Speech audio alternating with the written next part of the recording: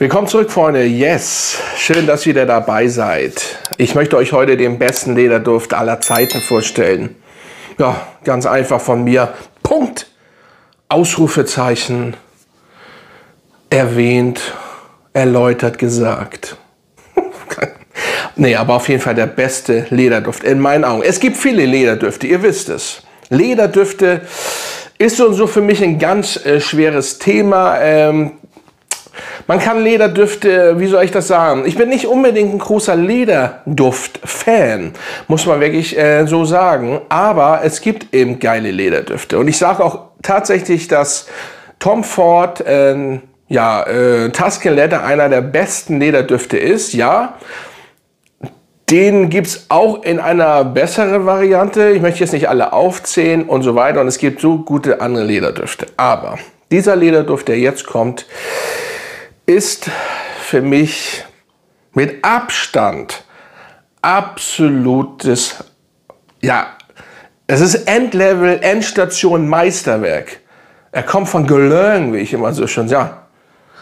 So, was kommt jetzt? Das ist die Frage. Ja, Habit Rouge, Rouge Privé. Oh, ich will nichts sagen. Also das ist schon der Flakon.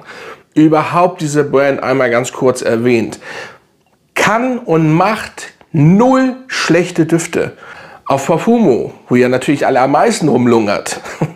Positiv gemeint. Guckt doch mal in die Charts da. Wie viel Guerlain, kommt übrigens auch bald, glaube ich, Merchandise Guerlain. So, ne? Das werde ich auch noch mal wie mit Endstation. Also ich werde noch ein bisschen folgen. Ich habe ja schon einige Sachen. Schaut gerne mal in meinen Merchandise Shop. Aber wie gesagt, da kommen noch einige. Aber jetzt zurück hier. Leder, Bergamotte. Das Zusammenspiel schon mal. Leder, Bergamotte, Vanille. Aber von allerfeinsten. Dann natürlich die Habit Rouge DNA. Die muss man mögen. Ja, die riecht ein bisschen oldschool. Aber für mich gleich vorweg, ich habe die anderen Versionen von Habit Rouge. Eau de Toilette, Eau de Parfum. Ich habe die tatsächlich noch nicht wirklich groß vorgestellt. Auch wieder so ein Ding wie bei Roma. Mein Lieblingsduft, also meinen ersten Duft, den ich in meiner Sammlung hatte, vor zig Jahren, habe ich auch erst hier vorgestellt. Ich bin erst 4 Jahre, wie auch immer, hier und habe diesen Duft noch nicht vorgestellt. Und Habit Rouge, glaube ich, ganz am Anfang, vielleicht einmal, muss man sagen, glaube ich, weil ich nicht sicher bin. Aber ich werde sie, glaube ich, noch mal alle 3 vorstellen, weil Habit Rouge für mich ein absolutes Meisterwerk ist. So, da braucht man nicht drüber philosophieren, drüber reden eigentlich. Habit Rouge ist ein Meisterwerk der Duftindustrie, wollte ich schon sagen, von Guerlain. Wirklich, in meinen Augen. Ja, oldschool, aber so gut. Man muss natürlich auch ein Mann sein, um den zu tragen, weil den wird nicht jeder tragen können. Aber dieser Geruch überhaupt, wie das ganze Zusammenspiel, ob bei einem Eau de Toilette, ob bei einem Eau de Parfum und vor allem um diesen Duft geht es ja hier auch noch. Das Leder, was jetzt auch hier in der Luft steht, so langsam kommt, ist von allerfeinsten. Leider ist dieser Duft hier wieder limitiert, den gibt es nicht überall und inzwischen auch nicht mehr so oft, aber direkt auf der Guerlain-Seite ist er einfach zu haben, soweit ich das weiß. Das ist ein Traum. Das sind 100 ml, den bekommt ihr für 140 Euro. 140 Euro. Es gibt Düfte, die in der Nischenwelt, es fällt ja nicht mehr unter Nische. So, das ist kein Nischenduft. So, aber das könnte locker ein Nischenduft sein. Der könnte 600, 700, 800 Euro kosten, so wie andere Düfte, die in der Nischenwelt mit Leder und so und am besten noch Oud-Bissen drin betitelt werden, sind teuer, aber die kommen nicht an diesen Duft ran. Der Geruch. Und ich habe dafür tatsächlich, auch wenn er diese Oldschool-Vibes hat, einfach Komplimente schon bekommen. Das ist ein Traum. So. Oh, also diese Ledern, und ich hätte nicht gedacht, ich habe den ja jetzt erst erworben bzw. entdeckt. Habit Rouge, wie gesagt, Eau de Toilette, Eau de Parfum, klar. Aber ich habe das immer gesagt, warum noch ein Flanker? Dann gab es den Instinkt, glaube ich, heißt der Instinkt, werde ich mal einblenden. Der ging ja komplett unter und der wurde ja absolut schlecht gemacht. Also das ist ein frischer Duft, der hat aber null mit Habit Rouge zu tun. Die DNA ist null drin, aber alleinstehend ist der gut.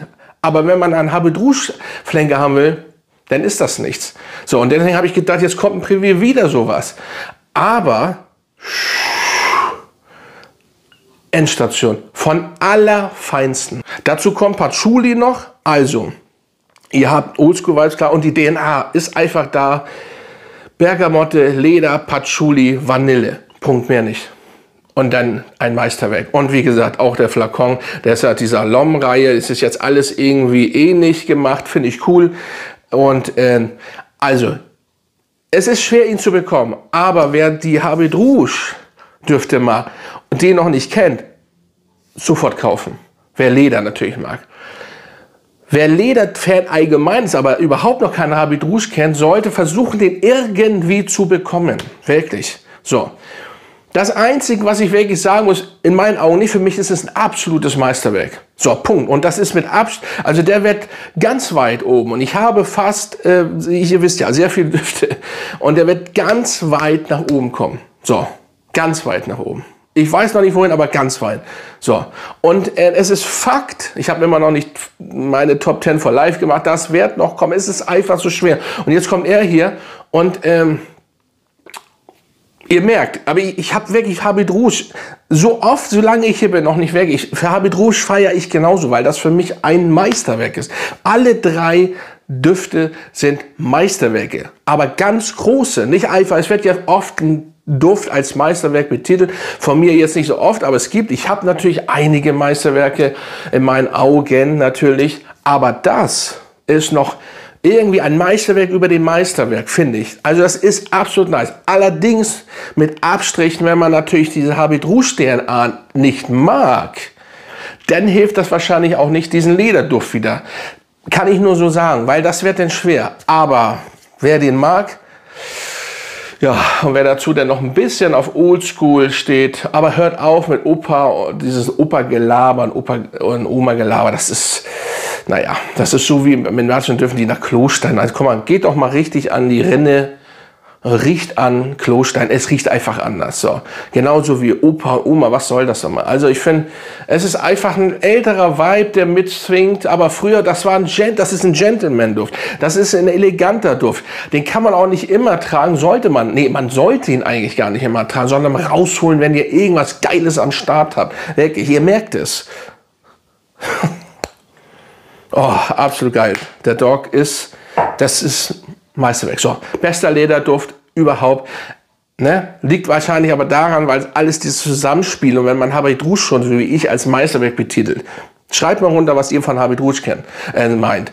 Und dann, wenn ihr dann noch dazu Leder habt, leichte Vanille, die richtig gut ausbalanciert ist, plus Patchouli, alter Schwede, richtig Dampf und richtig nice Meisterwerk. Also Leute, bis zum nächsten Mal.